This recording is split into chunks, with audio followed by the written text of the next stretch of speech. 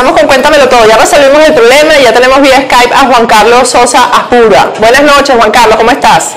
Buenas noches, dice. Perfecto, ahora se te ve, ahora se te oye, vamos a conversar. Vamos a hablar de la calle, Juan Carlos, ¿no? Que es un tema que es definitivamente preponderante en este programa, la calle. Yo estaba leyendo tu artículo sobre la descripción de la calle que no debe ser, o la calle que perjudica, ¿no? Y me quedé en la parte de, entonces, ¿qué debe ser la calle? Yo quiero que tú mismo nos lo expliques. Bueno, evidentemente la calle es el símbolo en este momento de la lucha por la libertad del país, que todos sabemos que está secuestrado por una tiranía espantosa, que ha violado todos los derechos humanos. La calle entonces es la vía que tiene la población venezolana para expresar su descontento y para básicamente exigir libertad, que es el derecho humano que tenemos todos, ¿no? Pero lo que yo planteo en un artículo es que tiene que hacerse de una forma organizada, no puede ser tampoco algo improvisado, digamos, al esfuerzo de unos aquí y otros allá, sino que de alguna manera es necesario organizar, estructurar una estrategia que permita que las acciones de calle efectivamente tengan la posibilidad de concatenarse en todo el territorio nacional y con el mismo planteamiento, porque al final del día el mismo planteamiento existe, pero a veces lo que se observa es algo de improvisación en la forma como se han venido haciendo las manifestaciones. Entonces yo pienso que es importantísimo que nos organicemos más como sociedad. Es importante que los distintos grupos que ya se han activado, que en definitiva todos nos conocemos, logremos de alguna forma esta organización para que podamos de una manera estratégica, de una manera organizada, ir básicamente posicionándonos pues en todo el territorio nacional y plantear esa libertad del país de una forma contundente y que no sea irreversible. Es decir, bajo ninguna circunstancia esto puede ser un poco lo que en algunos momentos se ha visto, que de repente se infiltra gente del gobierno y hace unas acciones violentas, y entonces eso es la excusa que utilizan ellos para decir que se están haciendo unas guarimbas y unas barricadas, que lo que están promoviendo es el desorden público y básicamente la violencia, cuando eso no es cierto.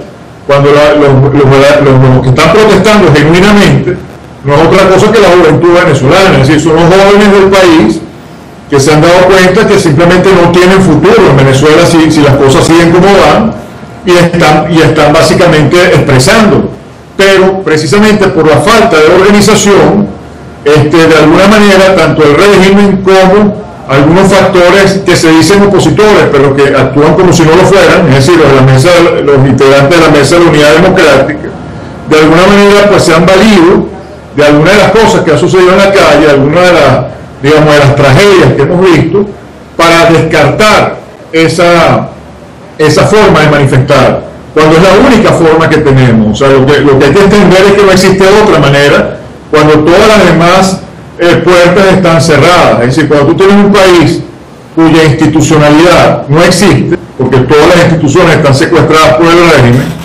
la única salida que tenemos es básicamente activar el derecho natural a la rebeldía y a exigir lo que nos corresponde, que es nuestra libertad. Entonces, ahora, tú mencionabas, lo que hasta ahora sigue un poco trágico, sí. Bueno, un poco trágico no, lo que verdaderamente es trágico es que el sector político formal, en su inmensa mayoría, no se haya conectado con ese sentimiento y por lo tanto no lo esté interpretando en sus acciones políticas, sino a todo lo contrario. Pareciera que lo están saboteando, lo están tratando de neutralizar, y eso es trágico y hay que evitarlo a toda costa, ¿no? ¿Tú crees que, sobre eso precisamente te iba a hablar, Juan Carlos, ¿tú crees que el haberse sentado en una mesa de diálogo perjudicó esta protesta que se está dando en la calle o más bien fue beneficioso? La perjudicó completamente, y aparte me parece que es una inmoralidad en la situación que se encuentra el país después de las violaciones a los derechos humanos que hemos visto, que han sido de las más violentas que se han visto en cualquier país en épocas recientes, que estos individuos de la Mesa de Unidad primero se sientan con la autoridad a representar a los luchadores de la calle, cosa que es absolutamente falso. Es decir, los luchadores de la calle son totalmente independientes en su esfuerzo y en su sacrificio, y para nada están interpretados ni están representados por estas personas que han asumido esa representación unilateralmente y se han sentado en una mesa a dialogar con un tirano que nos está destruyendo en todos los aspectos. Entonces, yo lo que pienso es que nosotros hemos llegado a una situación en donde ya no hay diálogo que valga, porque tú dialogas en un momento determinado cuando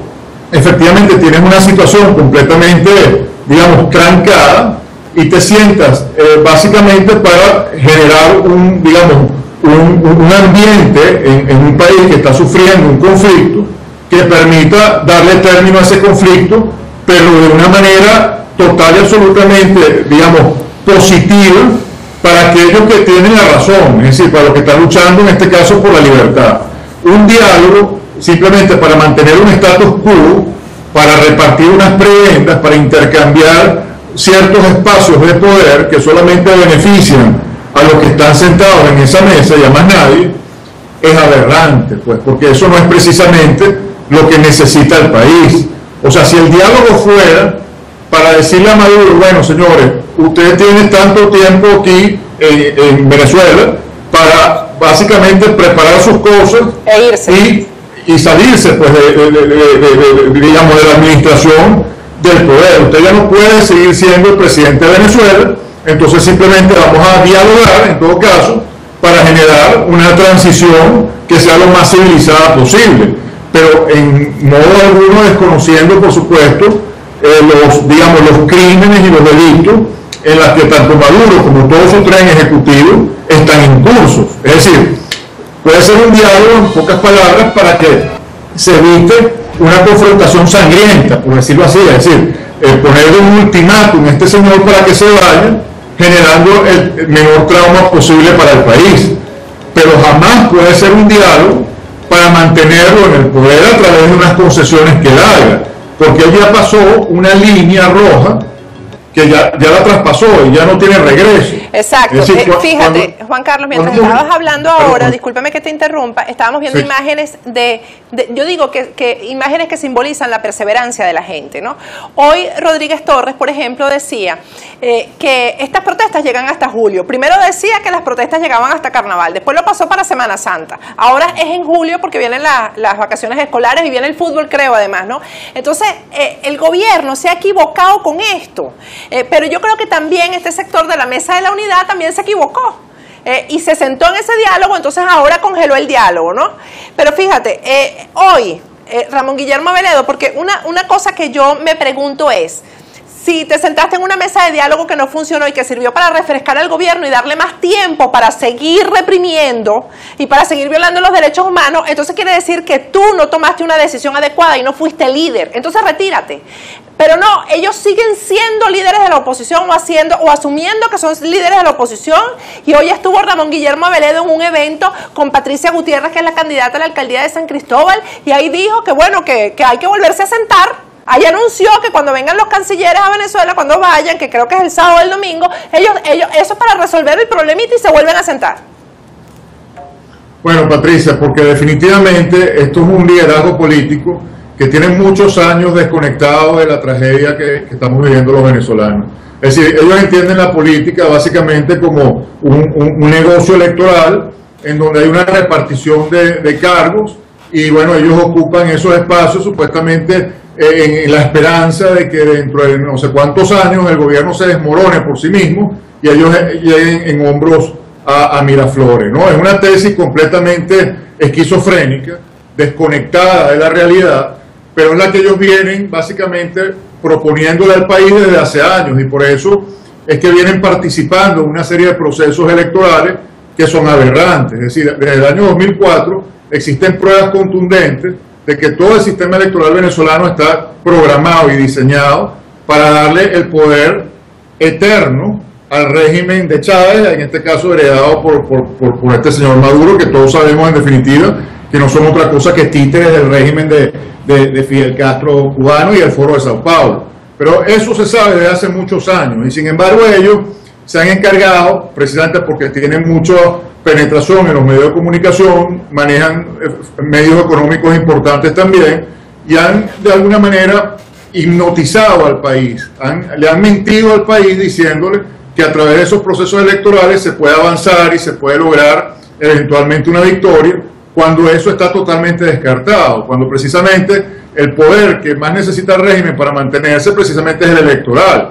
Y este sistema político que tenemos, estos políticos supuestamente opositores, no han hecho otra cosa que engrasar ese juego, engrasar ese sistema, y por lo tanto están colaborando en definitiva con la permanencia del régimen en el poder. Y ahora se está viendo eso claramente. Estamos viviendo un momento histórico de unas connotaciones impresionantemente profundas y graves, y estos señores básicamente pretenden seguir estirando una cuerda que ya no da para más, porque están tratando de mantener una realidad que yo llamo esquizofrénica, porque es una ilusión. Es decir, el país que ellos viven no es el país que nosotros estamos viviendo, no es el país que los estudiantes están sufriendo.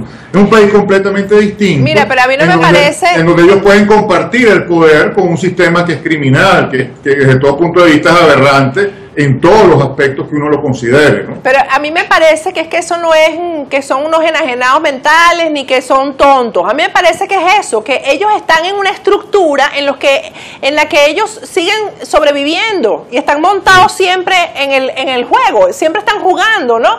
Ellos siempre tienen algo que buscar, algo por lo que están peleando, y en este momento están peleando por los cargos en el CNE, están peleando por los cargos en el Tribunal Supremo. Me dicen que están optando y peleando por 2 cargos de directores en la Contraloría.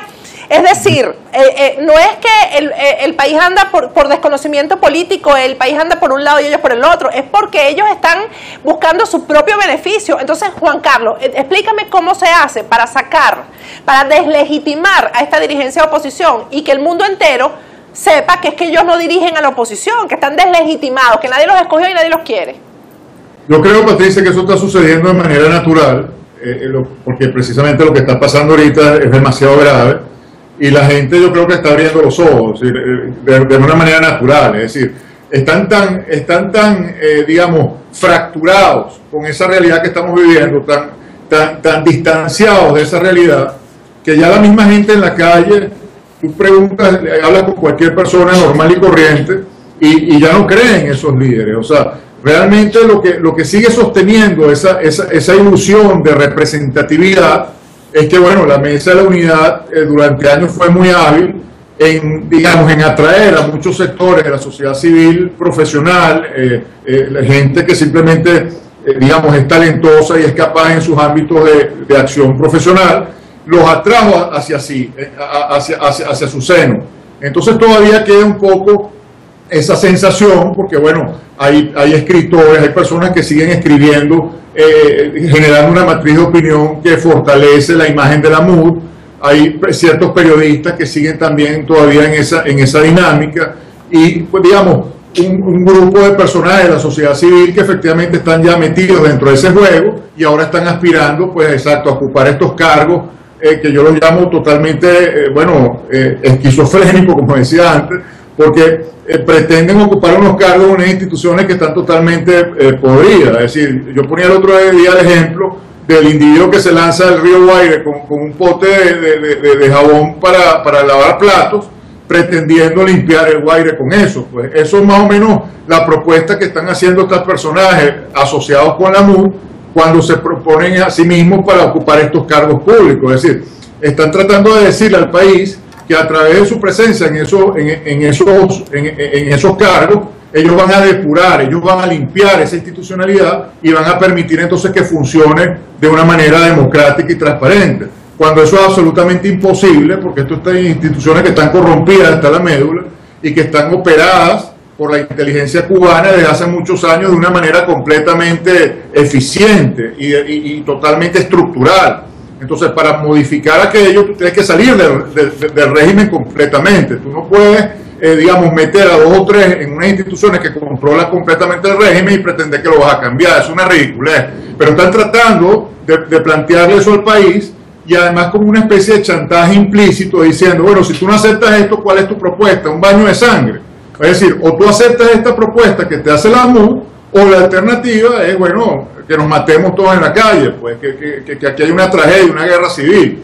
Entonces, en ese chantaje, evidentemente asustan a mucha gente y siguen consiguiendo ciertos apoyos internacionales y sus voces se siguen escuchando con ciertos ecos importantes, porque ya son muchos años en que han venido de alguna manera creando esta ilusión y armando estas redes de relaciones públicas y políticas a nivel internacional. Pero como lo que está pasando, lo que ha pasado en Venezuela en los últimos 4 meses ha sido tan grave, se les ha caído la careta de una forma también, digamos, contundente. Ya se les está viendo las costuras por todas partes. Pero entonces yo insisto, Juan Carlos, ahora, Patricia, es que comience a surgir de la misma sociedad civil nuevas voces, nuevas figuras, que nos unamos esas nuevas voces, esas nuevas figuras de una manera, digamos, una manera eficiente, que podamos efectivamente ofrecerle y plantearle al país una salida que sea coherente y además darle cierta tranquilidad a ese mismo país, es decir, a nuestro país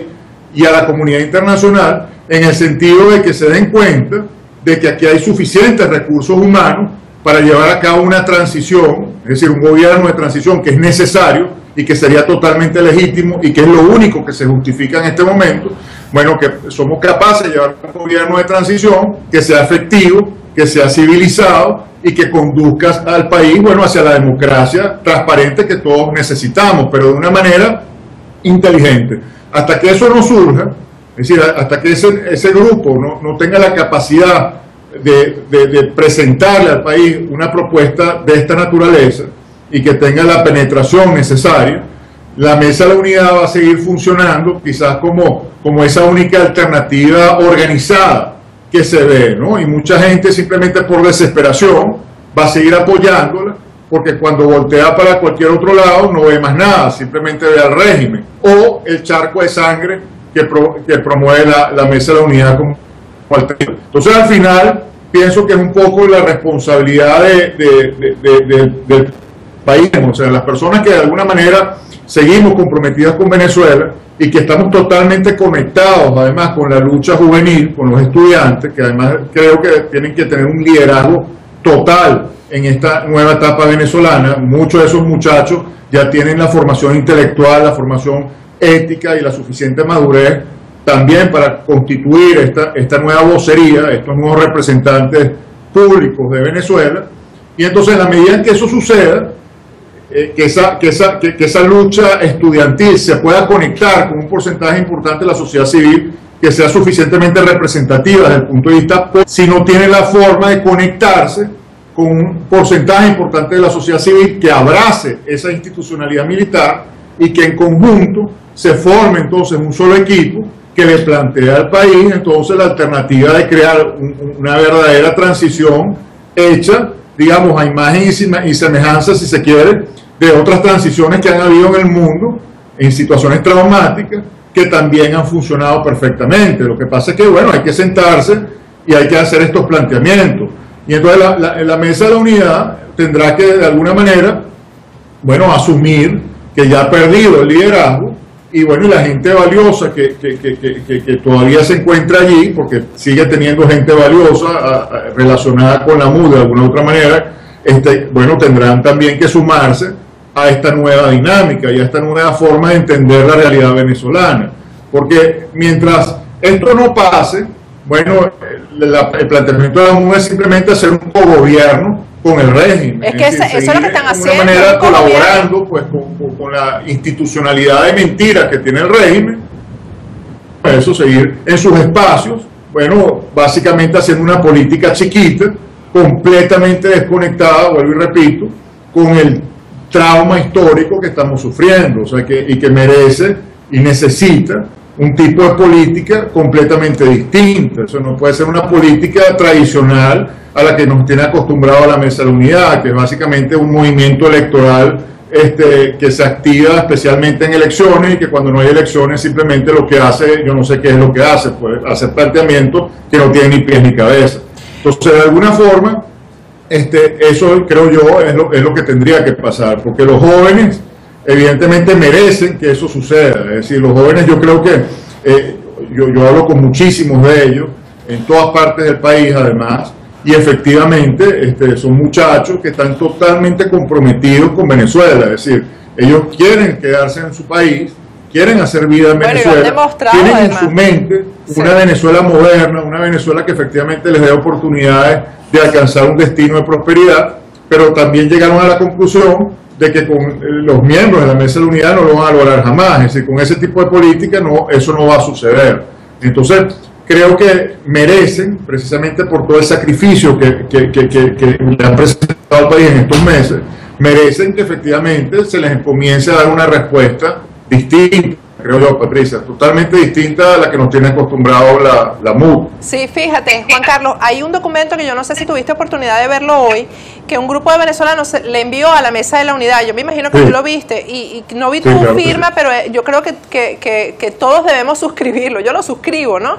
Voy a leer una pequeña parte. Dice: las confusas y contradictorias actuaciones de los distintos sectores de la oposición frente a los acontecimientos que hoy vivimos constituyen delicados asuntos que deben encararse con realismo y prontitud. El organismo que ustedes dirigen, refiriéndose a la MUD, se denomina Mesa de la Unidad Democrática. Por esa razón, para lograr la unidad tienen que definirse los propósitos, los objetivos y las metas que permitan esa unión, y deben implementarse mecanismos democráticos en la consulta y en la realización de las decisiones. Las diferencias deben ser abordadas y resueltas de inmediato. Si esto no ocurre, el país tendría derecho a pensar que es más fácil sentarse a dialogar con los irreductibles adversarios que con los amigos de la lucha opositora. Bueno, ahí le están poniendo como un freno a la Mesa de la Unidad, diciéndole cómo se deben hacer las cosas, ¿no?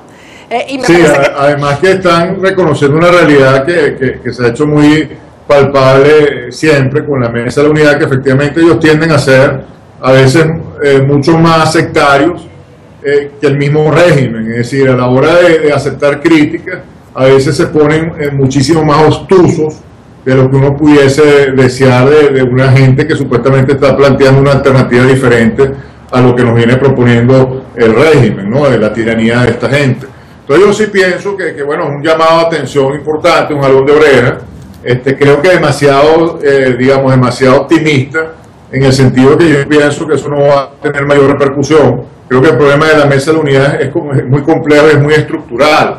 Lo que no funciona en la Mesa de la Unidad es básicamente que hay demasiados intereses allí que hay que tratar de conciliar, pero esos intereses son demasiado contradictorios entre sí, se chocan, completamente se neutralizan, aparte de que están demasiado penetrados por el mismo régimen. Es decir, muchos de esos partidos políticos que hacen vida en la Mesa de la Unidad representan los intereses del régimen.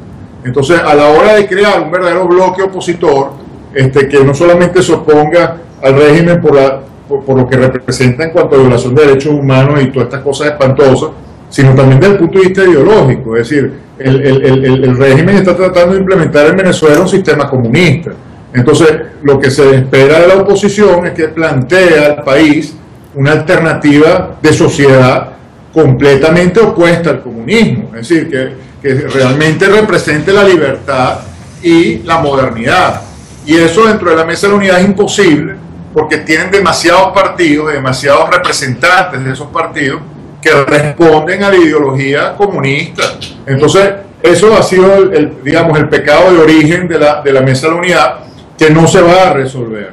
A veces yo veo a algunos de sus voceros y pienso que efectivamente están haciendo un esfuerzo loable por tratar de conciliar esos intereses, pero precisamente como es imposible hacerlo, al final el planteamiento que hace la Mesa de la Unidad siempre es un planteamiento que no se ajusta al drama histórico que estamos viviendo. Entonces básicamente se limita a eso, a organizar los partidos para unas elecciones. Entonces, bueno, para repartirse quién es el que va a ir a las asambleas, quién va a ser alcalde, quién va a ser gobernador, en eso han sido hábiles, en esa repartición de cargos. Así es. Pero más allá de eso, de plantearle al país unas políticas públicas distintas a las del régimen, es decir, hacer política de altura, no tienen esa capacidad porque estructuralmente no tienen la forma de hacerlo. Mira, Juan Carlos, vamos a ir a un cortecito, te voy a pedir que te quedes ahí. Hay una persona desde Costa Rica que me está pidiendo que te pregunte qué visión tienes sobre la participación de los sectores más necesitados, que si crees que estos sectores más necesitados no bajan de sus barrios en masa, si se va a lograr la victoria. Te dejo esa pregunta al aire, vamos a un corte pequeñito y ya regresamos con Cuéntamelo Todo. Estamos con el escritor y abogado Juan Carlos Sosa Purua, ya regresamos.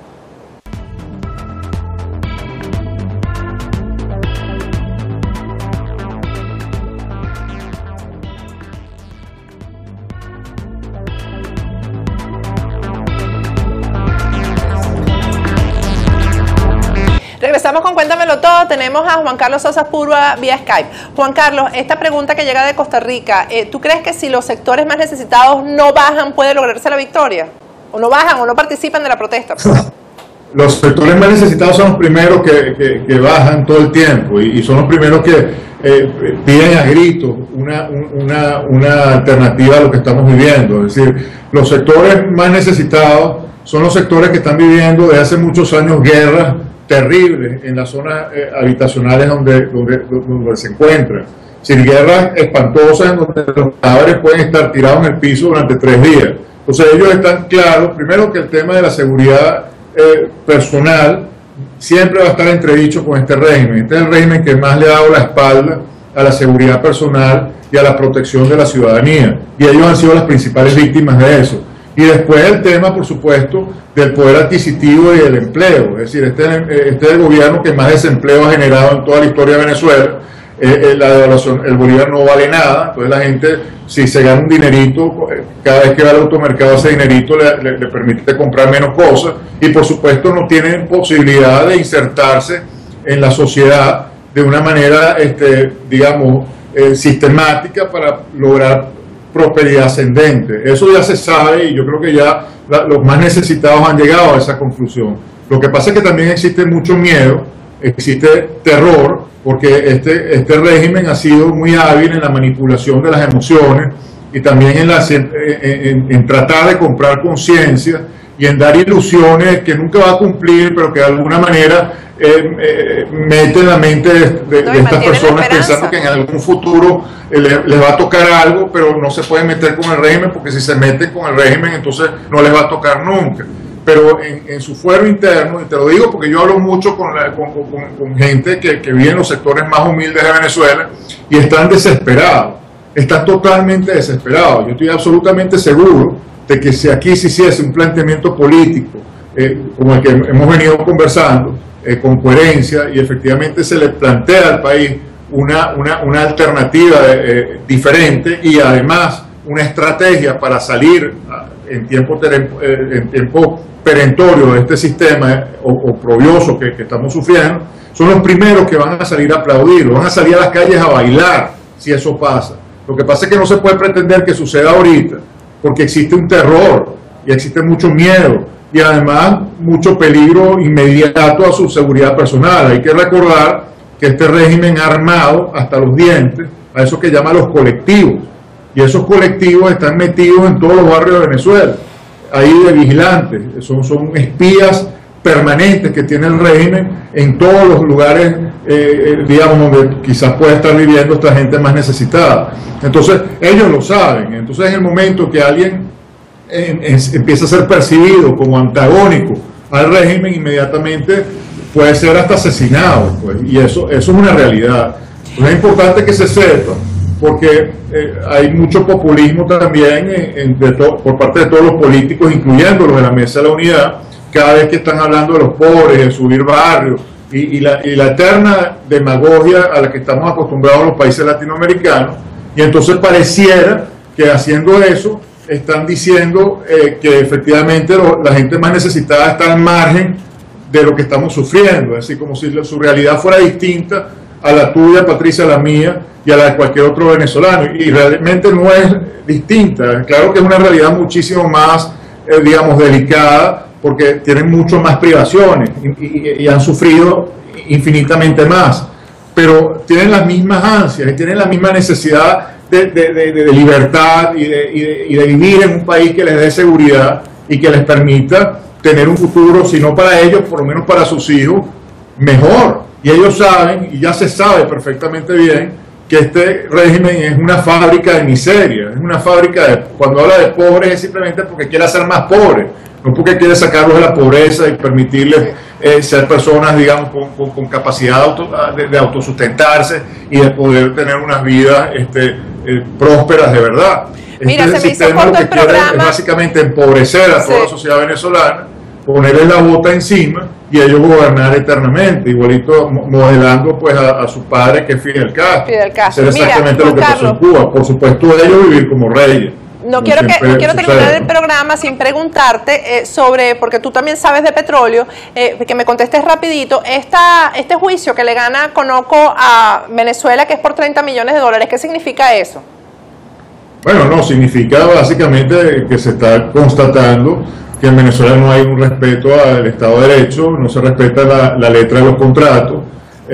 Conoco, evidentemente, al ganar esto, le está diciendo al mundo efectivamente que tenía razón cuando dijo que en Venezuela se había violado el contrato que ellos tenían con PDVSA. Entonces, básicamente se formaliza esa ausencia de Estado de Derecho y esa inseguridad jurídica que es tan negativa para atraer inversiones. Por eso hoy en día Venezuela es el país con más riesgo a la inversión y más difícil para hacer negocio del planeta entero. Ahora, es decir, es muy grave, es muy trágico. La vía para que Venezuela pague esa deuda, ¿cuál es? Oportunidades maravillosas, Patricia, es una verdadera tragedia. Sí. Ahora, la vía para que Venezuela pague esa deuda, ¿cuál es? Me imagino que es la congelación de sus cuentas en el exterior o algo así, ¿no?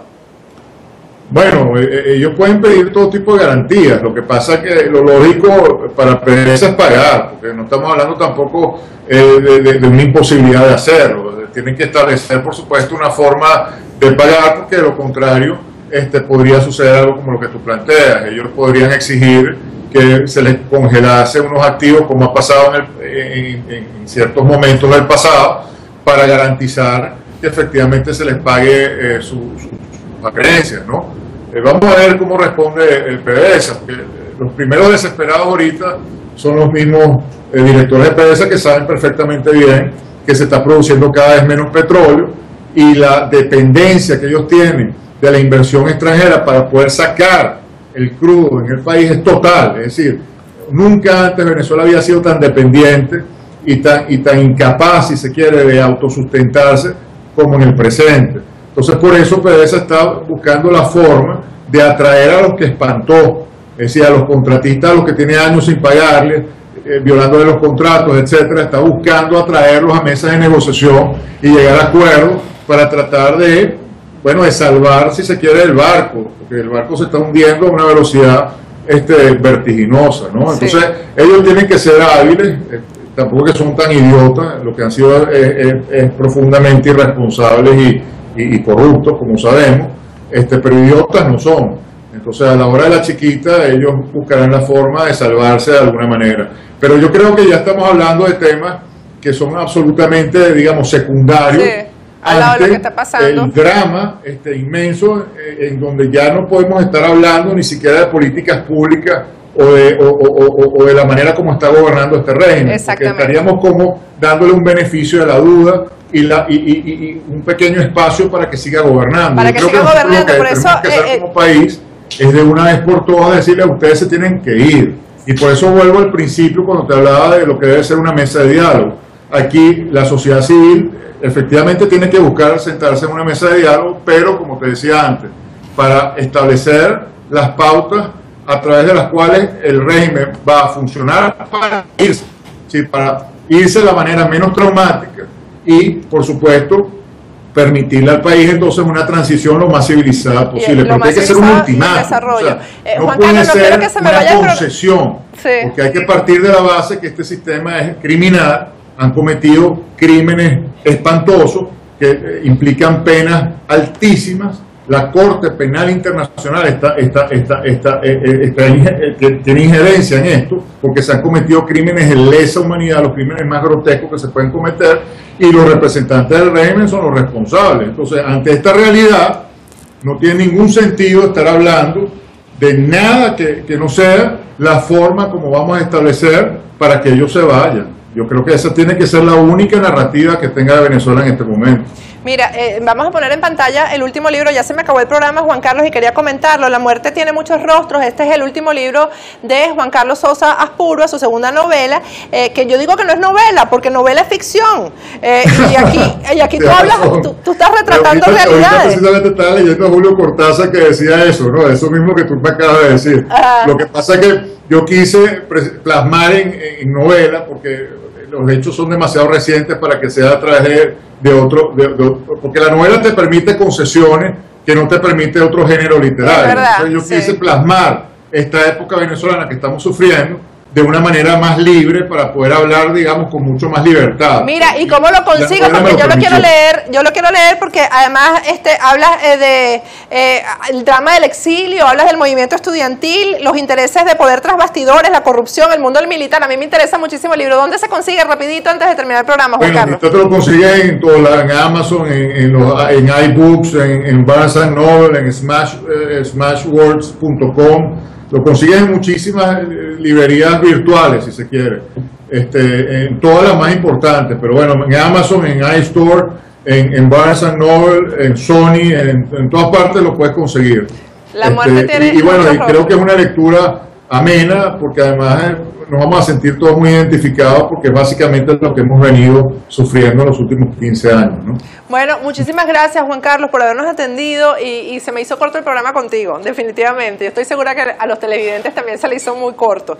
Siempre a la orden, Patricia. Muchísimas gracias por haberme dado este espacio tan generoso.